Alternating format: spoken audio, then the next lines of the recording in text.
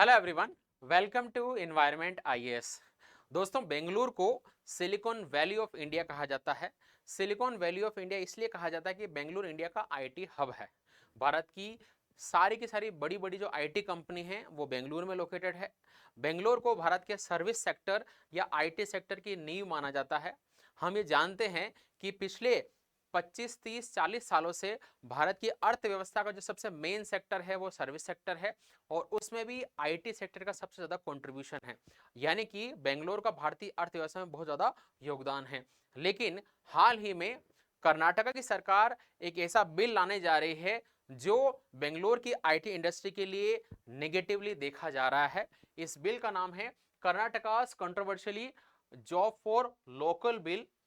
और इस बिल में कर्नाटक की सरकार जो है बेसिकली सारी की सारी इंडस्ट्री, सारे के सारे एस्टैब्लिशमेंट या प्राइवेट कंपनी में लोकल लोगों के लिए जॉब रिजर्व कर रही है। इसका मतलब यह है कि मान लिया कोई आईटी कंपनी है, उस आईटी कंपनी में मैनेजमेंट की पोस्ट पर 50% पोस्ट जो है वो लोकल कर्नाटका के लोगों के लिए रिजर्व होगी।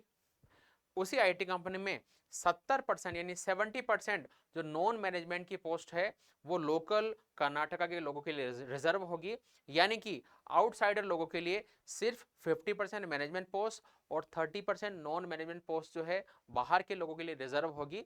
तो पूरी की पूरी आईटी इंडस्ट्री कर्नाटका गवर्नमेंट के इस बिल का विरोध कर रही है।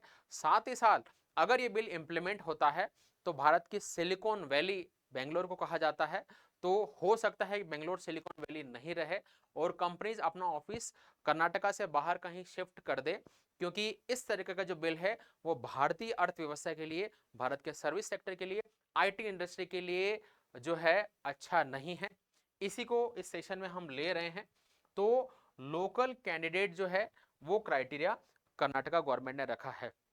बेसिकली किस किस को ये जो है लाभ मिल सकते हैं रिजर्वेशन के। तो अगर कर्नाटका बिल का जो लाभ किस किस को मिलेगा, तो कर्नाटक के लोकल लोग जो जिनका जन्म कर्नाटका में हुआ है, people who are born in Karnataka plus such people have non Kannada language का उनको नॉलेज होना चाहिए। नॉलेज का मतलब उनके पास डॉक्यूमेंट होना चाहिए, जैसे मान 10th की मार्कशीट और उसमें ये लिखा होना चाहिए कि कन्नड़ लैंग्वेज का पेपर पास किया है।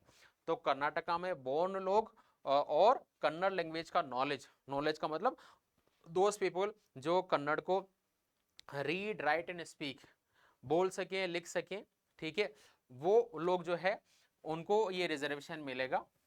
दूसरा, अगर कोई कर्नाटका में जिसका जन्म नहीं हुआ है लेकिन जो 15 साल से कर्नाटका में रह रहा है, प्लस जिसको कन्नड़ लैंग्वेज का नॉलेज है, अगेन यहां पर भी आपको डॉक्यूमेंट चाहिए। डॉक्यूमेंट मान लिया आपने 10वीं जो है कर्नाटक से नहीं की है, तो आप जो है जो एजेंसी जो ये सर्टिफिकेट जारी करती है उस एजेंसी का पेपर आपको क्लियर करना पड़ेगा। उसके बाद आप जो है एलिजिबल हो जाएंगे 50% मैनेजमेंट पोस्ट में रिजर्वेशन, 70% नॉन मैनेजमेंट पोस्ट में रिजर्वेशन। लेकिन अगर ये बिल पास होता है तो डेफिनेटली ये कर्नाटका की सिलिकॉन वैली, भारत की आईटी इंडस्ट्री के लिए एक नेगेटिव बिल साबित हो सकता है। ऐसे बहुत सारे बिल अदर स्टेट ने पास किए हैं। 2019 में आंध्र प्रदेश ने प्राइवेट सेक्टर में लोकल लोगों को रिजर्वेशन का बिल निकाला था। 2020 में हरियाणा ने, 2023 में झारखंड ने और 2024 ने कर्नाटका ने ऐसे बिल जो है का प्रस्ताव लेके आए हैं कि प्राइवेट सेक्टर में हम लोकल लोगों को रिजर्वेशन देंगे। लेकिन क्या प्राइवेट सेक्टर में लोकल लोगों को रिजर्वेशन देना सही है? तो हरियाणा का बिल जो है ये 2023 में Punjab and Haryana high court ने इस बिल को कैंसिल कर दिया, रद्द कर दिया, और इस ग्राउंड पे रद्द किया कि आप इस तरीके का बिल नहीं ला सकते। इस तरीके का बिल लाने की पावर पार्लियामेंट के पास है, स्टेट गवर्नमेंट के पास में नहीं है।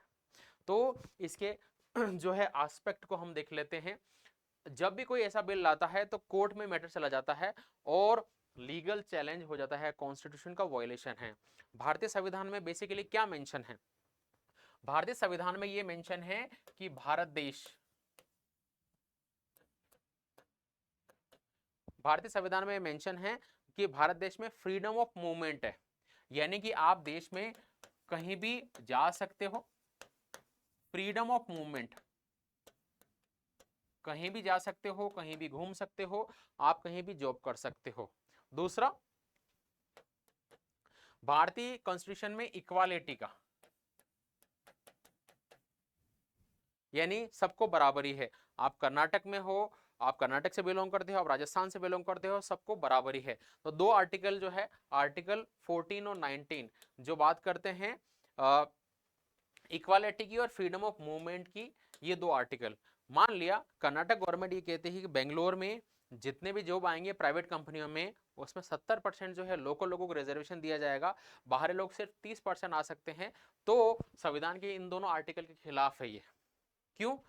फ्रीडम ऑफ मूवमेंट को चैलेंज कर रहा है, लोग आएंगे ही नहीं ना, 30% जो भी होगी तो लोग क्यों आएंगे, ठीक है।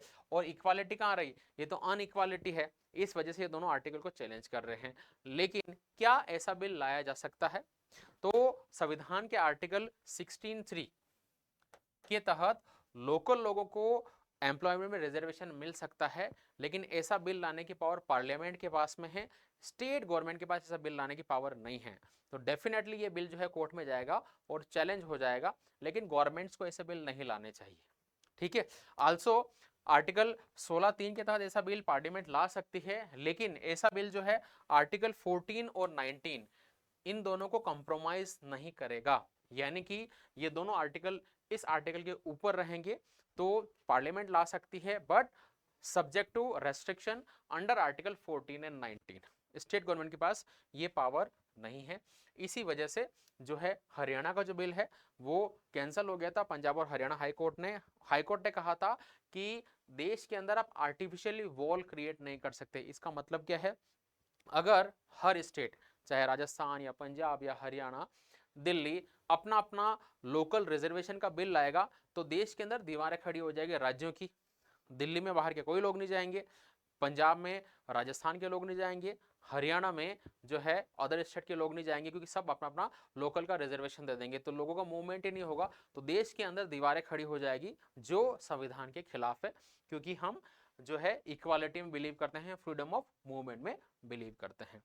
अगर तो फिर समस्या का समाधान क्या है? समस्या का समाधान यह है कि लेबर राइट को एनफोर्स करना चाहिए देश में। इसका मतलब क्या है, देश में काम करने वाले जो लोग हैं उनके कुछ बेसिक राइट्स है, जैसे कितने घंटे उन लोगों से काम लेना है, दूसरा उनके जो है पेंशन, उनकी छुट्टियां, ग्रेजुएटी और जो भी अदर एंटाइटलमेंट मिलते हैं, ज़्यादातर कंपनी उनको ये एंटाइटलमेंट या उद्योग उनको ये चीज़ें देते नहीं हैं। तो एंश्योर करना चाहिए कि उनको लेबर राइट्स जो है, उनके जो भी अधिकार है वो मिले। दूसरा, एक्सप्लॉयटेशन, यानी कि कई सारे एम्प्लॉय का एक्सप्लॉयटेशन होता है, उनसे ज़्यादा काम कराया जाता है, उनको कम पैसा दिया जाता है। तो लेबर राइट को इंश्योर करे, एक्सप्लॉयटेशन को बंद करे। और स्किल डेवलपमेंट, अगर आप चाहते हो कि लोगों को रोजगार मिले तो फोर्सफुली उनको रिजर्वेशन के थ्रू रोजगार नहीं मिलना चाहिए, उनको रोजगार मिलना चाहिए स्किल के थ्रू। तो इन लोगों को आप state government, local government train करे, कैपेसिटी डेवलपमेंट करे, ताकि इनको जो है जॉब मिल पाए, रादर देन प्रोवाइडिंग रिजर्वेशन। तो ये कर्नाटका रिजर्वेशन का केस है और इसका सॉल्यूशन है। आगे चलते हैं, अगली न्यूज़ है वो है यूनाइटेड नेशंस की। तो बेसिकली यूनाइटेड नेशंस यानी यूएन की हाईएस्ट कोर्ट, जिसका नाम है ICJ, international court of justice. ICJ ने हाल ही में इजराइल और फिलिस्तीन विवाद पर अपना एक स्टेटमेंट, एक फैसला सुनाया है। कोर्ट ने यह कहा है कि इजराइल ने फिलिस्तीन का कुछ एरिया जैसे गाजा स्ट्रिप, वेस्ट बैंक, इस एरिया पर जो कब्जा कर रखा है वो गलत है और वो इलीगल है। यानी कि यूनाइटेड नेशंस की कोर्ट ने इजराइल ने जो है फिलिस्तीन में जो भी एरिया कब्जा रखा है उसको इलीगल या अवैध माना है। तो ये UN top court has ruled that Israel's occupation of Palestine territory is illegal. This advisory opinion, which is not binding, has many implications. तो बेसिकली आईसीजे ने ऐसा क्यों कहा? आईसीजे की ये एडवाइजरी ओपिनियन थी, यानी कि एक राय, सलाह देने के रूप में थी। तो बेसिकली ये बाध्य नहीं है इजराइल इसको मानने के लिए या फिलिस्तीन इसको मानने के लिए बाध्य नहीं है। लेकिन जब भी यूएन की हाईएस्ट कोर्ट ऐसा कुछ कहती है तो डेफिनेटली इजराइल के ऊपर मोरल प्रेशर आता है। क्योंकि इसराइल और हमास की वॉर जो है रुकने का नाम नहीं ले रही है, इसराइल सीज फायर नहीं कर रहा है, तो जब आईसीजे का ऐसा जजमेंट आता है तो डेफिनेटली इसराइल के ऊपर एक मोरल प्रेशर आता है कि युद्ध को हम रोकें, सीज फायर कर दें, क्योंकि यूनाइटेड नेशंस भी इसराइल को बहुत क्रिटिसाइज कर रहा है इस इशू के ऊपर। अगला न्यूज, स्वाइन फ्लू। तो हमने एक न्यूज पढ़ी थी बर्ड फ्लू के ऊपर, और हमने देखा था कि बर्ड फ्लू जो है वायरस से होने वाली बीमारी है। इसके वायरस का नाम है H5N1। एक और बीमारी है जिसका नाम है स्वाइन फ्लू।